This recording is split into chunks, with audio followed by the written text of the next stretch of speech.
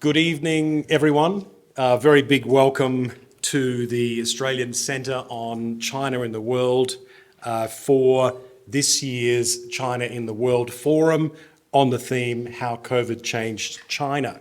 My name is Ben Hillman. I'll be the moderator for tonight's panel discussion, and I'm currently the director of the Australian Centre on China in the World. So on behalf of our centre, College of Asia and the Pacific and the ANU, a very big welcome to you all. Before we begin our proceedings this evening, I would like to acknowledge that we are meeting on the traditional country of the Ngunnawal people, and I pay my respect to their elders past and present. I recognise and respect their cultural heritage, beliefs and relationship with the land. I also extend our respect to all Aboriginal and Torres Strait Islander people here today.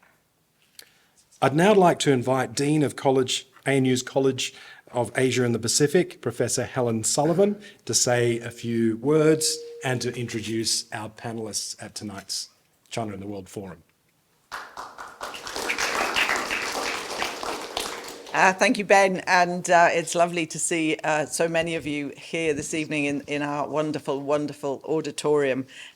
We value this building greatly, and we like to make as much use of it as we can. So this evening's event, I think, will be very special, and I'm delighted to open the second China in the World Forum on the theme this year of how COVID changed China, something that there's been a lot of conversation about, often not very expert conversation, but we're hoping to put that right tonight. This discussion brings together 4 leading international experts who will share their own reflections on the impact of China's COVID policies and the challenges of navigating the country through the post-COVID period. The discussion follows on from a much larger discussion that's been going on over the last couple of days, an academic conference that's been hosted by China in the World, at which many speakers, both from the ANU and also from across Australia and indeed the world, have been presenting new scholarship on the theme of the forum this year. There's been a very intensive workshop today, so we are doubly grateful to our panellists who have been working incredibly hard already today. The papers from the workshop and indeed the wider forum will be considered for a special issue of the China Journal, which is China in the World's flagship scholarly publication and indeed the world's #1 ranked China Studies journal. Before I hand back to Ben, who's going to be moderating this evening, as he said, it's my pleasure to just do some very brief introductions to our 4 distinguished speakers. First, Professor Jean Oy, who is the William Haas Professor of Chinese Politics in the Department of Political Science and a Senior Fellow in the Freeman Spogli Institute for International Studies at Stanford University. Welcome, Jean. Welcome back. Professor Bert Hofman, who is the Director of the East Asian Institute, National University of Singapore, and Professor in Practice at the Kuan School. Welcome back to you too, Bert. Professor Yangzhong Huang, Senior Fellow for Global Health, the Council on Foreign Relations, and Associate Professor Courtney Fung, who's at the Department of Security Studies and Criminology at Macquarie University. All are expert, all I know have very, very particular views on different aspects of the topic that we'll be talking about. So I think we're in for a very stimulating discussion. So please join me in welcoming the speakers. Thanks, Helen. Jean, we're going to talk to you first. You've been working recently on China's debt, public debt, specifically local government debt, which has become a really hot topic in the wake of COVID. Now, many governments in the world have huge national debts. I think Japan tops the list with nearly $10 trillion in public debt, which is more than 2.5 times its GDP. And we've been hearing on and off about China's local government debt for at least a decade. So how serious is the problem, and has COVID changed anything? Thank you. Well, first, let me say that yes, all countries have debt, but China's debt is unusual in the sense that we're talking about local government debt.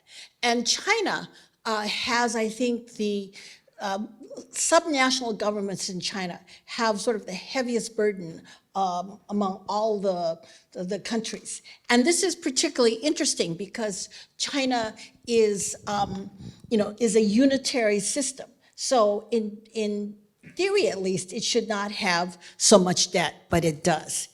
And the other thing about this that's very unusual is that the debt of local governments is, the bulk of it is considered, quote, hidden, and it's not actually held by local governments, but by these something, they're called special purpose vehicles, local government financing vehicles. And they were created as a middleman to borrow on behalf of local governments because local governments are prohibited by law to borrow from banks. So, so you begin to get a sense of the complexity. And so there is this sort of ambiguity about, who is responsible for repaying this debt, which I think makes it very difficult to solve. But the other part of this that has made this so worrying to the point where it's really rattled financial markets is the size of this debt. There are estimates anywhere from around a little over 8 trillion US dollars to something like 9 trillion, 9+ trillion, almost 10 trillion US dollars. And so we're talking huge amounts of money. And so this is off the books borrowing by local governments through these local government financing vehicles. And you might ask, well, somebody ask, well, so what? The so what of this is that local governments are starting to run out of money. And so we do have reports about some local governments having to cut public services, bus services, the reimbursements for healthcare, medical costs are less than they were in the past. Some places, the government, the civil servants are not getting paid, and they're doing layoffs in some areas. So it's getting to be a serious problem. And so then you ask, how did COVID, intensify this problem? First, let me say that this problem of local government debt, it's been a problem in China for decades, actually, but it actually wasn't that much of a problem until about 2008 with the global financial crisis. Local governments, yes, were in debt, but you also remember that China was having double-digit growth. And as long as you have this double-digit growth, you have a situation where local governments were going into debt, but they could repay the debt. And it was really only when growth started slowing after the financial crisis that you started to get problems. But even so, it was manageable. The problem with COVID and why COVID was so significant is that on the one hand, local governments were responsible for paying all the costs of the test, the quarantining, the treatment. And those costs really skyrocketed local government expenditures. So you have that. But at the same time, precisely when costs were going up, you also have a situation where because of the collapse of the real estate sector, the source of a lot of the money that local governments were using to pay their expenses and to repay some of the debt actually were, dwindling to nothing. And so you have this, what I call a perfect storm. And so that is where the problem is. So maybe I'll stop here and then. Well, thanks. And you mentioned the problem of land, and we know that a lot of local government debt is collateralized on land, and land in much of China is dropping in value. Yes. So is this a Ponzi scheme in the making? I'm not sure I would call it a Ponzi scheme. I'm not, because a Ponzi scheme, you're trying to, I think, deceive the investor, right? But for me, I think that local governments clearly were trying to maximize the revenue from their control over land. You know, they would sell it to land to the real estate companies. They would, process land, prepare land for real estate companies and such. But it wasn't really deceiving any investor. It's just that I think, if anything, all of this created a bubble around land. And so prices were going up. Things were getting built that maybe didn't need to be built, in part just to get this revenue. So I think that was a problem more than a Ponzi scheme. But I don't know. You'll have to better define what you mean by a Ponzi scheme. But Okay, so how have the leaders in Beijing responded to this debt crisis? And are there any new strategies that have emerged in the wake of COVID? Well, as I said, up until really the global financial crisis, they didn't really need to come up with a strategy. Because there was money coming in, and basically they just tried to ignore it. And they're still in some ways trying to ignore it. And when the global financial crisis did come, starting around 2014, and then from 2014 to about 2015, 2016, 17, 18, they tried to take steps to reduce the amount of local government debt by first trying to clean it up. And what they were doing was they did a swap of very sort of the high interest loans for bonds that would allow governments lower cost, loans that would have a longer maturity. So they swapped out something, I think, we got economists here, they probably know these numbers better than I, but something close to 15 trillion worth of these bonds. And then the idea was, okay, we're going to put these local governments, try to control them by having them, giving them an annual quota that was controlled by the upper levels. But unfortunately, this system did not work. And local debt started growing again. The current strategies, one of them is to go back to this system. They're allowing local governments to, once again, they're saying, okay, we're going to help you. And basically the strategy, I would say that the most common strategy is they're basically figuring out ways to buy local governments more time. In other words, giving these local government financing vehicles more time to pay off their debt. And this also includes asking banks to extend the time period that these local government financing vehicles have to repay the debt. So essentially, they're trying to move some of the risks from local governments onto banks. But they're not actually, let me just say, they're not actually addressing the root problem, which I think is actually the overall fiscal system. So they need fiscal reform. Okay. Thanks, Jean.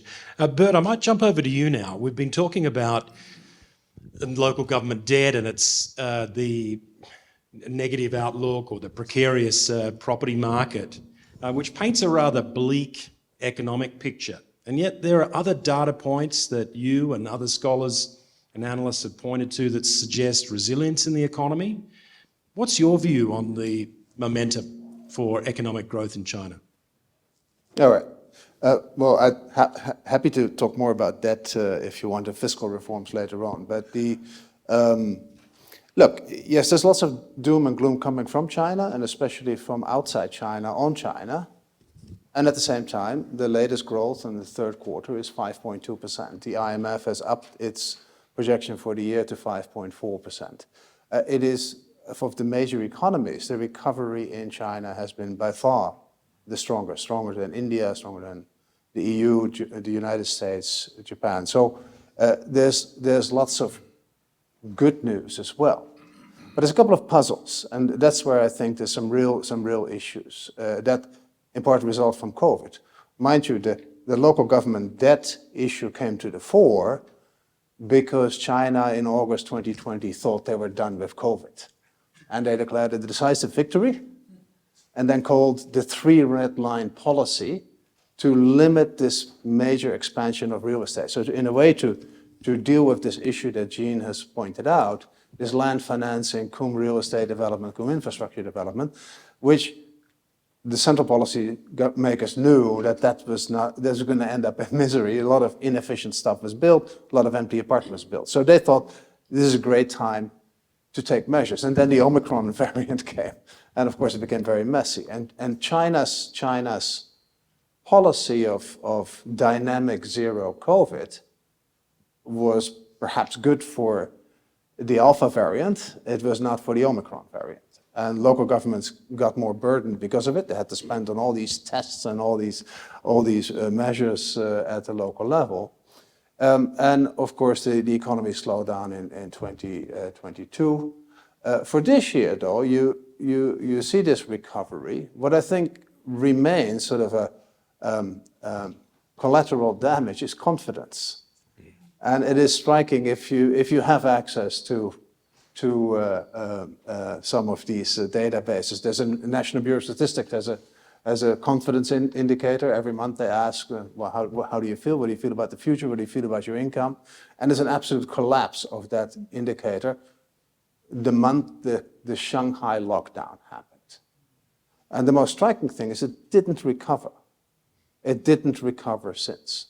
And I think that is something that is, if you want, damage from COVID. Then, of course, there was the rather messy exit out of COVID, which I believe undermined further the confidence in government policies. And as COVID was ongoing, there was a third factor, a major crackdown on the private platform economy. Again, one can debate whether the timing was right, but that happened. And that caused a lot of uncertainty among private investors. And if you take the measures of policy uncertainty in China, around the world they're up ever since COVID.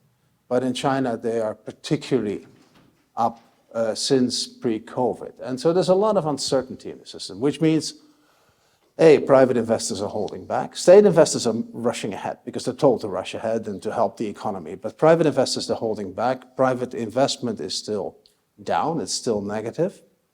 There's a major shift, a structural shift, if you want, away from that platform economy that delivered a lot of jobs, the services sector delivered a lot of jobs, towards manufacturing. Now, the leadership in China would say, well, that's good. So we're closing down all this excessive real estate development and we're moving to manufacturing. And that's all good and well if there were to be enough domestic demand. But there's not. China really suffered, in part because of this uncertainty, in part because of this consumer confidence. China suffers from a domestic demand issue. Normally, central government would tell local governments, you create a demand. That's no longer possible because of all the debt issues that Jean always said. So China is in a bind. It has a demand problem. Right now, it still exports the stuff. And there's a lot more exports coming from China. The world economy is not doing great, so they have actually a bit of a hard time exporting. But the surpluses are going sort of towards trade surplus of about 3%, which is nothing out of the ordinary for China. But China is now so much bigger that 3% surplus in terms of China's GDP means that the surplus in terms of the world GDP is now larger than before the global financial crisis, when everybody thought it was way too big.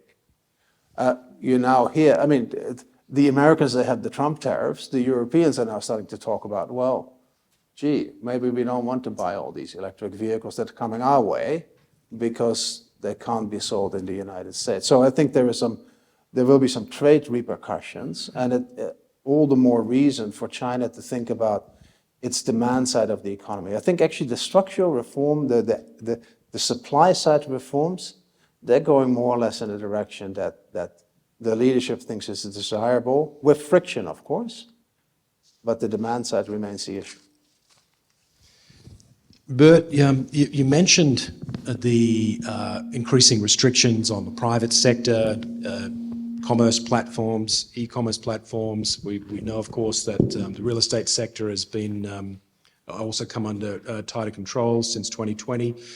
There have been more interventions too on a variety of industries, including private tutoring, gaming, and this has been captured in the Chinese phrase, 国进民退, the state advances and the private sector retreats.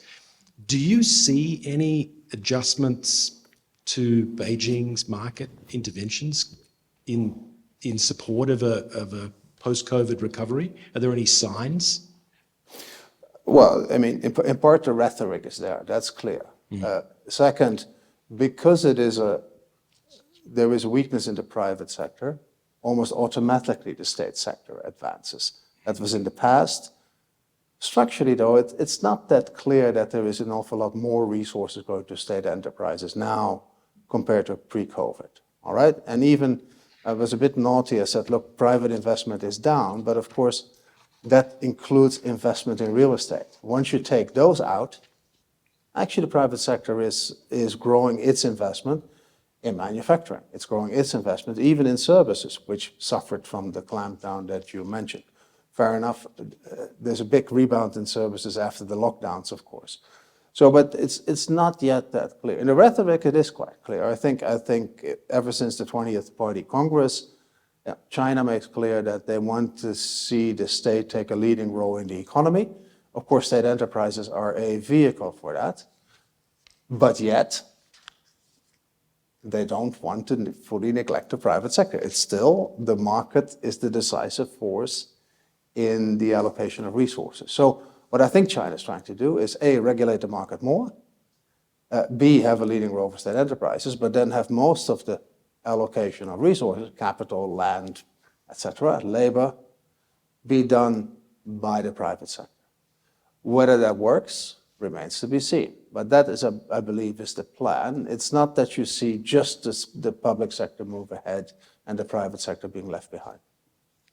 You touched on possible trade repercussions. Let's zoom out a bit to the international environment. And Beijing has invariably stated that, one of the major impediments to its growth, its economic development, is the volatile external environment. And yet you join us here at a time when Australia's relations with China are the warmest they've been in nearly a decade. And even the Biden administration is signalling a ratcheting down of its decoupling strategy. Are we possibly seeing a new era in China's economic relations with the US and its allies? So, look, the recent summit said, at least the Biden's is quite clear, that competition is a fact of life, and it's just about managing the competition. So in that sense, I don't think it is too much different. From the Chinese side, they have been quite concerned about the restrictions. They've been concerned about the tariffs, but the tariffs are already ancient history, 2017. It's now really the technological the restriction of technology exports that really concerns China most, and that drives domestic policies, if you want. So I'm not sure whether there's going to be a glowing new era. Australia is a little different. I'm happy to be able to enjoy Australian wine again in Beijing, but Australia is a little different, I think. Australia is, yes, they're a strong ally of the United States, but they're not in sort of direct competition with China. I mean, overall, this year and maybe next is not a great year to be dependent on external demand, because we still see this adjustment in the US, in the EU, on this enormous change in monetary policy that took place last year, where you now have highly positive interest rates, and that suppresses demand.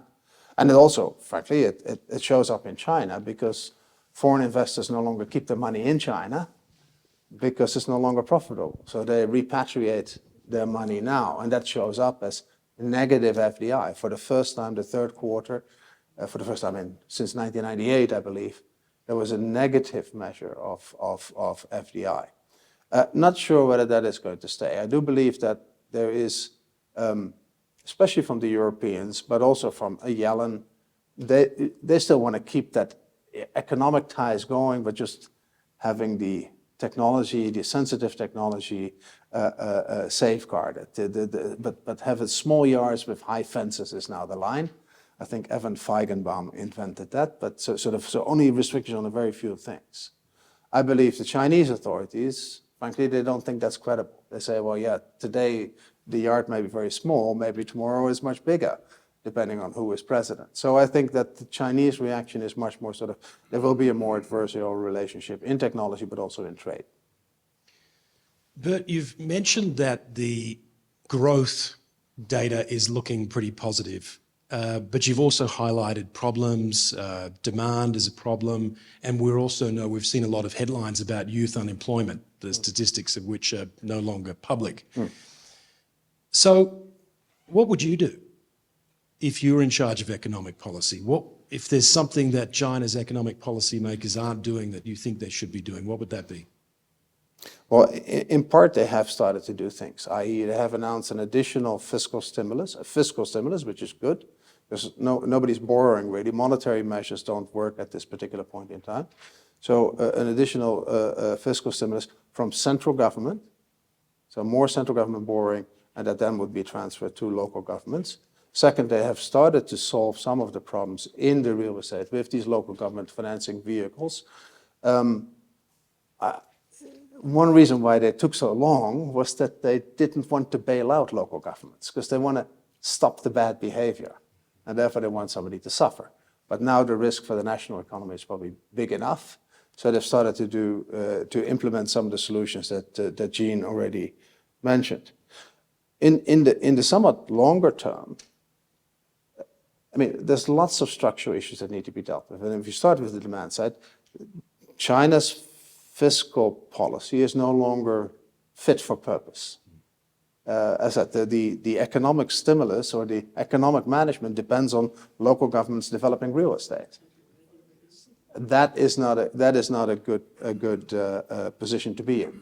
So it does require major fiscal reforms. Second, China's economy depends too much on investment. Too much on investment, too little on efficiency gains. There's still lots of efficiency gains to be had. It requires much more mobility of people.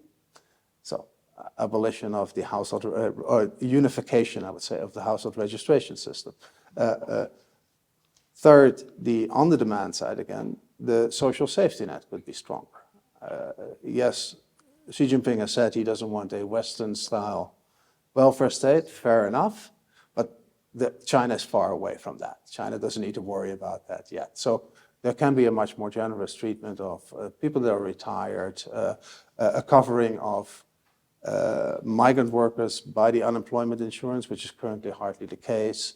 That simply helps stimulating demand at a time when times are bad, and helps stimulating consumer demand rather than keeping companies alive. That's what China has done, but not moving more towards the demand side in macroeconomic management is, I think, an important aspect of the reforms needed. Thanks, Bert. And I might jump to Yanzhong now, and let's go back to China's zero COVID policy. It's hard to believe that it's been almost a year since the zero COVID policy was abruptly halted, which brought to an end a very long period of mass testings and strict lockdowns. Why did the party adopt such drastic measures that ended up stifling the economy and ultimately provoking social discontent? Thank you, Ben. Well, I think this policy, what we call the zero COVID, right? Essentially, right, that they started right during the Wuhan lockdown, right? And that approach itself is not novel, right? It's essentially right this campaign-based approach or based on this quarantinist ideology. That could be traced back to 600 years ago, right, during the bubonic plague. So in terms of the tools in the toolbox, that itself is not very innovative, but it appeared to work, right? That in mid-February 2020 already saw, right, the steep drop, right, of the cases in Wuhan. Then later, right, in early April, they claimed, like an early victory, right, breaking the domestic transmission chain, and started economic recovery, and this has happened at a time other countries, were still reeling from the pandemic. So China had a strong interest, right, to sustain what they have achieved, right. And they also want to use that to promote its official narrative, right, of this Chinese success story. So when there was this outbreak in Xinfadi in Beijing in the summer of 2020, they started to test this zero COVID approach, that not just about, right, lockdown, but also, right, the widespread, the large scale, PCR testing, and that was, of course, facilitated by the introduction of the new technologies. By new technology, not just a biomedical technology of PCR testing, because they have introduced this so-called pooled testing in Wuhan, right? And but that was also facilitated by the high-tech means, right, of AI, right, the QR codes, the big data, to actively track, right, those and stop the spread of the virus, right? And that worked, right, until, right, summer 2021, for this spread of this highly transmissible Delta, the Omicron variant. But despite those diminishing returns problems with all this, devastating impact on the economy and the society, that the Chinese president still had, little incentive to change that policy, in part because that policy was closely tied to himself, right? Because he said, he was personally in charge of the policy, right? So, abandoning that policy would be tantamount to admitting to policy failure. That is not good before the 20th Party Congress, right? He didn't want any surprises, right? And in the meantime, because of the politicization of that the pandemic, right? China, it involves this ideological, right? This competition with the United States on which systems performed better, right? So there's a lot at stake, that make this policy itself, sort of sticky, right? Even though it was clear, that diminishing returns problem, that just that policy, stayed. In November of last year, just weeks before Beijing ended zero COVID rather suddenly, protesters in different cities spontaneously held white paper protests to vent their discontent over the zero COVID policy. To what extent do you think these protests pressured Beijing into making the decision to end zero COVID? Well, great question. Well, so far, I really am not so confident to have to determine this A4 revolution, right? What exact role it played, right, in making Xi change his mind by deciding to trash, right, the zero COVID. I think it would be a fascinating story to tell if we have this inside information. But that it was clear, right, that there's several developments already there that paved the way to sort of give up that policy. The first, October 2022, right, that was the 20th Party Congress, essentially, right, a clear victory, right, for President Xi. He, basically had complete control, right, of the party central committee, especially the Politburo Standing Committee, and so that gives placing him in a more secure position, right, to make policy change. And then, right, there was this development in the microbial world, right? That this virus, right, is the new strain, the Omicron strain, it's just impossible to contain, right? They even, I think they pushed the policy to its limit, right? Using the most draconian, most stringent, right, measures by trying to contain the spread. It just no longer worked, right? I think with hindsight, it was clear, right, that even though China is claiming that this policy continued to work, right? In those places like Gansu and Qinghai, very likely it was already the virus was spreading like gangbusters, right? And these areas, right? So that is the background of this release of the 20 new government measures, right? Supposedly to relax that policy, but clearly at that time, right, I mean, by November, she was still hesitant, right? That is why, right, we saw that officially they will say, this doesn't mean we're getting rid of zero COVID. It was just optimizing the policy to make it work better, right? So, he had, at that time, he had not made up his mind. But again, this is how the protests, right, play such a significant role, right? Because, this for the first time, I think she was really surprised to see, right, this protest, right, not just calling for the end of the zero COVID, but ask him to himself to step down. That is really, I think he was surprised. The rumor has it, that when he saw the footage, right, of the young people protesting Liangmahe in Beijing, that I think it really was like the crucial action, that accounted for the policy shift. In that sense, that the protests, right, they explain the timing, right, that China decided to give up, zero COVID, and that was also, right, supported by his meeting with the president of the European Council, right, Charles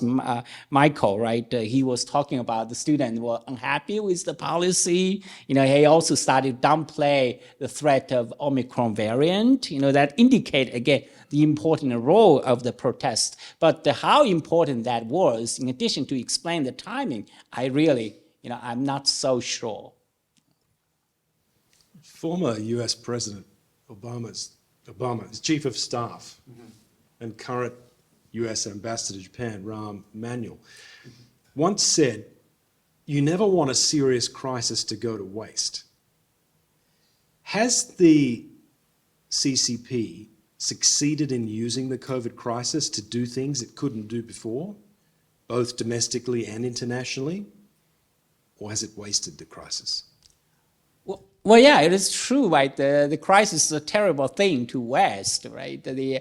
China, indeed, they tried to seize upon, this opportunity, this being like early winner, right, in the fight against COVID, right, to on the international front, achieve its global ambitions through this mask diplomacy, vaccine diplomacy. They sort of break into that market, long dominated by India and the United States. For a time, they were successful, right? They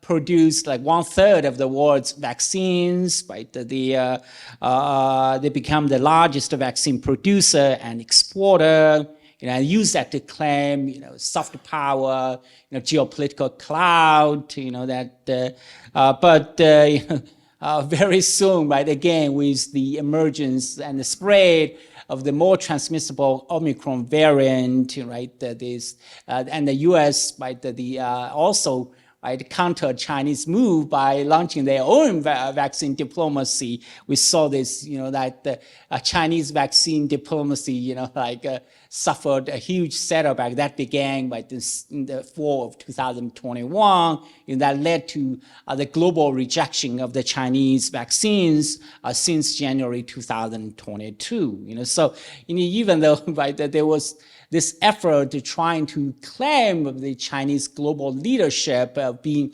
like provide a global public goods, that didn't last long, right?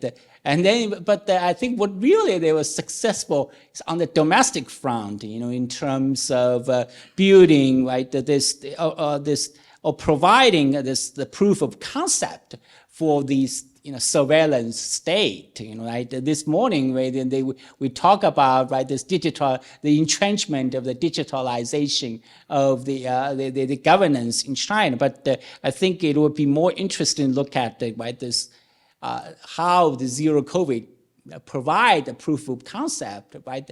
This surveillance state indeed worked very well in terms controlling people's movement, right? No matter where you go, you're always, right, being monitored by the state. There was this rumor, right? But not rumor, actually. The state media reported like, a criminal at large, right, turned himself in because he feel like, there's no way he could hide, that he was, said no choice but to turn himself in, so, even though the zero COVID policy was abandoned in December 2022, right, the itinerary code was also abolished, but the health code was not officially, even today, I believe it's still not officially abolished, right? The infrastructure remained there, right? There's tons of data, right, collected during the COVID era still there, right? So if needed, they could be easily resurrected, right? That I think, that is something I found, that it could be the lasting legacy of zero COVID. And Jung, one of the key pillars of legitimacy for the Chinese Communist Party has been its ability, certainly in recent decades, has been its ability to deliver economic prosperity. Has COVID revealed a new emphasis in the way the party seeks to legitimise its rule? Yeah, I think that is a very good question. Well, we will, students, I'm sure, that a lot of, the scholars, students here probably know better than I. What was this, when we talk about the sources of legitimation, right? In the, the non-democracy like China, right? You cannot rely on rule of law as a source of legitimacy. And for President Xi, he doesn't have the charisma like Chairman Mao, right? Claim the legitimacy, right? So that explain, right? The much of the legitimacy base of the regimes come from this performance, right? Especially the ability to deliver economic growth, But we saw sort of like a shift right at the beginning, maybe 2015. But intensified during COVID, we found President Xi increasingly prioritized national security over economic prosperity, right? That, for example, right, that this zero COVID policy itself is example, right, of this this focus on national security because, when we're talking about health security, right? The framing by the issue, a health issue, as a national security problem, that requires extraordinary action or emergency measures, to tackle those challenges. That itself is an example of securitization.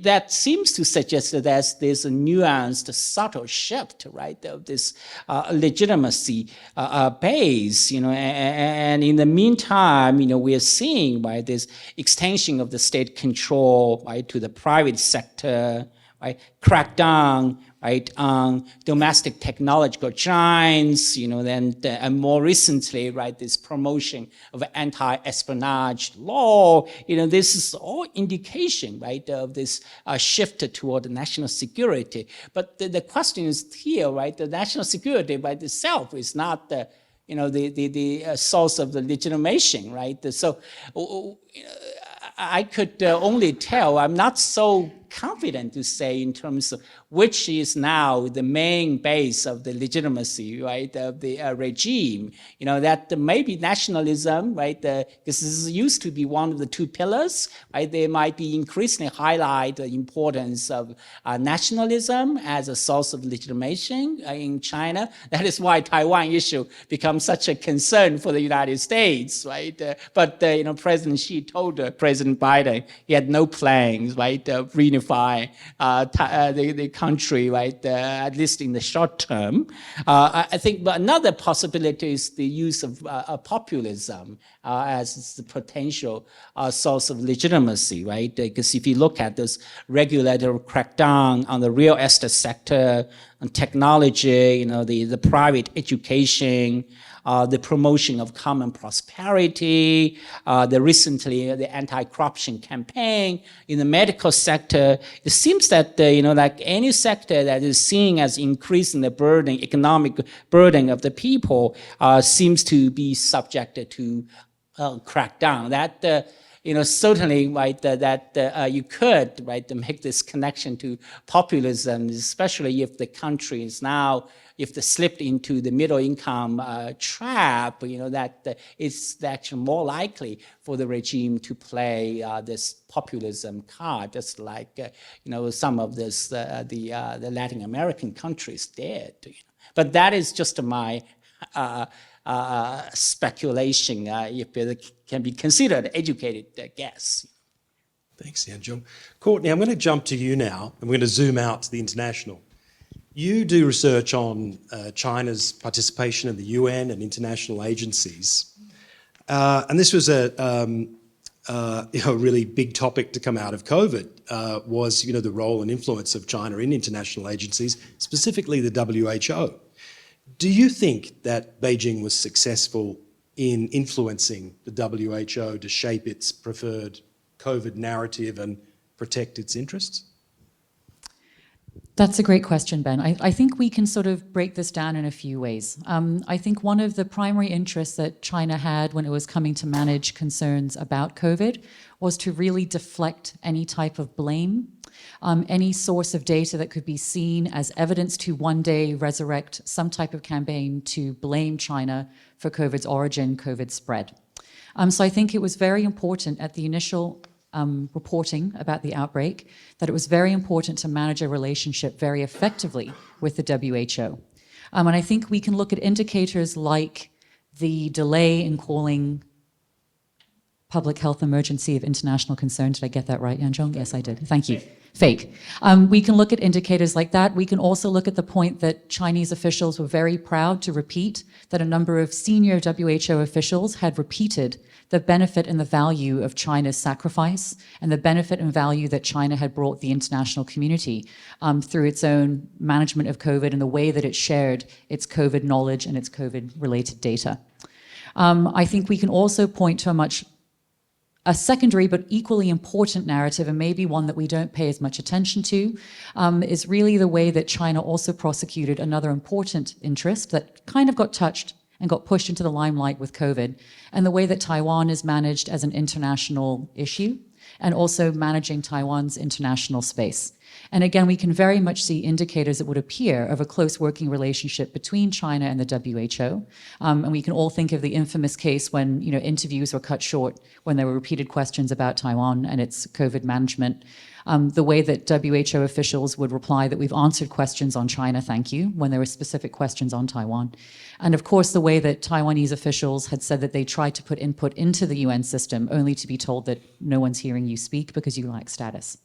In part, this has been part of a much longer term strategy, really since the 1990s, to work within the UN system to revise the understandings of Taiwan's international status by revising the interpretations of Resolution 2758 that reassigned the China seat from the ROC to the PRC. Now, all of that said, these are indicators of perhaps where China has been able to manage the WHO successfully. And I know, Dr. Hong will talk in great detail about where that relationship has gone since, how the WHO now has taken a very firm stance repeated stance, leading to a much frostier China-WHO relationship, calling for China's re-engagement, greater transparency, and a need to really answer questions and come back to the negotiations, come back to the politicking and the discussions and the international diplomacy regarding COVID. But this is something that's been a lot more recent compared to the initial first blush. The COVID period coincided with the wolf warrior diplomacy. And we've seen Chinese diplomats from Manchester to Fiji engaging in physical alterations, and MFA spokespeople have peddled conspiracy theories about sinister US plots in their press briefings. Has this approach, or did this approach, leach into the way Chinese officials operated at the UN? Okay, that's another great question. I should also note that this is going to be working on what is the publicly available reputation that we have for China. And I should say, to my knowledge, the sharper end of China's wolf warrior diplomacy, the examples that you cite, haven't really entered China's public profile in the UN system. I think there is something caught just on the end of a press pit session where the Chinese ambassador was caught saying over his shoulder, "Why don't you go look in Fort Dix?" But I think that's the closest we've come to something kind of pointy regarding things that have been categorized as wolf warrior diplomacy. I would argue, though, that those sort of pointier ends aren't sort of the full suite of wolf warrior related diplomacy, even though I'm told repeatedly by Chinese diplomats that they do not like this term. But I think there's a spectrum of activities that perhaps appear a little bit more palatable, in many ways going directly on the offensive to counter language that is deemed to be unfairly or incorrectly critical of China, and the ability to manage vote margins, to work very hard to come out with counter resolutions that also propose China's stance, and again, the ability to really publicize China's own views through the UN system on particular matters of real interest. So they will prosecute and use diplomatic chits selectively. But I think the real question is, why is there this variation? And I would speculate there's a couple of good reasons for this. First off, I'd argue that China doesn't need to go through with the sharper end of the wolf warrior suite of tactics, because really China is a first amongst equals in the UN system. By the benefit of its permanent seat at the UN Security Council, coming with its veto, and also by the fact now that China is the second largest funder since 2016. This is its economic rise has arrived. And so I think many UN officials are very conscious of China's real preeminence, and almost, some would say, almost rising primacy in this system. So really, there's no need to sort of utilize these types of tactics in this space. And again, China's worked very hard to manage the UN and to sort of manage the way that problems arise, and I'm sure we'll get into that in another question, so I'll sort of save that for a minute. I also think there's a second type of logic that we can apply, that using these types of more rough-handed tactics actually could turn out to be quite costly. Because the real practice and the real habit of international diplomacy is that very forced politeness and that very bureaucratic, very detailed, very formal, ritualistic approach that I think going too direct, too abrupt, too confrontational actually would not do very well in a UN space that really works on smooth people-to-people relations, smooth diplomatic protocol, and you can utilize these methods to your advantage too. One of the apparent weaknesses of UN agencies, at least it appears from the outside, is the lack of resources, which makes agencies sometimes vulnerable to business people who see affiliation with UN agencies as a way to burnish their credentials, their legitimacy. Have you seen any evidence of this in your research, and specifically with regard to Chinese business people? Sure, thank you. So I think it's important to put out some context to help sort of establish where this question and where my answer could go. I think you raise a very good point. The UN is permanently cash-strapped. So countries like China that provide, again, the second largest contributions through the regular budget, so has to actually, by treaty-based obligations, must provide. We also have to remember, though, that funding mechanism covers only a third of UN programs and projects. 2/3 comes through an either earmarked or unearmarked voluntary contribution, in which China actually is a very, very small player. We're looking at less than ballpark 1% in either of those particular funding streams. So yes, the UN needs the dollars and the UN needs the engagement of focused states. I think, again, we also have to recognize that the UN itself and the Secretary General has talked about this at length with his reform agenda. The agency overall, the family of UN agencies, has struggled, to put it politely, with questions of transparency and accountability. And I think we can think of a number of UN scandals, whether it's not questions about peacekeeping and sex workers, whether or not it's questions about oil for food, whether or not it's questions of corruption, officials taking money that perhaps they shouldn't have and not declaring it when they should have. So I think there's also that broader context. And the last point I'd want to raise again as context is that, remember, we're looking at a group of over, ballpark now 193 states. Some of these states at the smaller end, like Nauru, have 11,000 people in them. States like Tuvalu with 12,000, Palau 18,000. So we have to recognize that their presence at the UN will be a much smaller footprint than a much larger country with a much larger external service like Australia, like the United States, for example. And so this sometimes makes these states having to operate on the back foot. They don't have enough people to cover the ground to do as much due diligence. Now, all of that throat clearing, I think we can look at some really high-profile examples, and I encourage everyone, if you haven't read this particular reporting by the Organized Crime and Corruption Reporting Project, you can just Google the names Carrie Yan and Gina Zhou. It's a very, very interesting story, an interesting report of how I think a lack of understanding of Chinese foreign policy agents, a lack of clarity about who is an agent of the Chinese state and who is not, a lack of understanding about the funding guidelines and et cetera, can lead into these broader problems. And in many ways, even though neither operatives in this particular case have been found to have any relationship with the Chinese state, that type of whisper and that type of chatter continues. And I think in many ways, this is much more sort of the darker side of sort of the belief now that China commands almost omniscient, omnipresent influence. I think in ways that perhaps Chinese officials would rather not be associated with cases like this and these particular scam artists, et cetera. Thanks so much, everyone, for